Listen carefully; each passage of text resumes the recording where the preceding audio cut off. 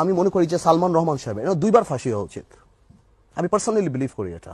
এক হলো এই দেশের অর্থনৈতিক রাষ্ট্রদ্রোহিতার জন্য, ইকোনমিক রিজনের জন্য। উনি শেয়ার মার্কেট থেকে আরম্ভ করে, ব্যাংকিং সেক্টর থেকে আরম্ভ করে, গভর্নরও উনি ছিলেন বাংলাদেশ ব্যাংকের, এবং অর্থমন্ত্রী উনি ছিলেন। লোটাস কামালে শুধু বসায় রাখতো মাঝে মাঝে একটা লোক, কিছুই না, কিছু টাকা পয়সা আদম টাদম করে কামাই করতো।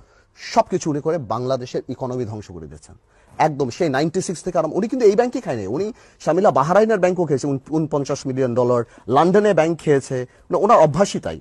এবং উনি সব কিছুগুলি ভেঙে ফেলেছে, বাংলাদেশের অর্থনীতিকে ধ্বংস করে দিতে। এবং লাস্টে ওনার এই টাকা পয়সা রাখার জন্য উনি পলিটিক্সে ঢুকে এই যে হত্যা প্রক্রিয়ার যে এজেন্সি, যেটা ক্রিমিনাল এন্টারপ্রাইজ, যার মাধ্যমে এই হাজার হাজার মানুষকে মারা হলো বা হত্যা করা, এর মধ্যে মুখ্য ভূমিকা পালন করেছেন।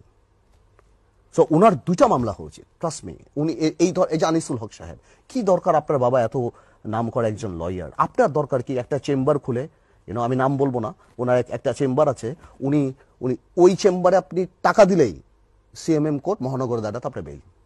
আমি উকিল, সবাই জানে বাংলাদেশের সবাই, প্রতিদিন 2 কোটি 3 কোটি টাকা কামাই করে প্রতিদিন। আমি আপনাকে একটা উদাহরণ দেবো, আপনি অবাক হয়ে যাবেন। আমার সাথে একটা ছেলে অ্যারেস্ট হলো, ডেভিড নামে একটা সাধারণ ব্যবসায়ী ভাই, সাধারণ, কিচ্ছু জানে না, আমার সাথে অ্যারেস্ট হয়েছে। ওনাকে নিয়ে আসলে উনি জানেই না কেন, পরে খবর পেলাম সালমান রহমান সাহেব উনাকে অ্যারেস্ট করেছে, বিকজ $400 মিলিয়ন একটা টেন্ডার সালমান রহমান পায়নি, because of his criminal record.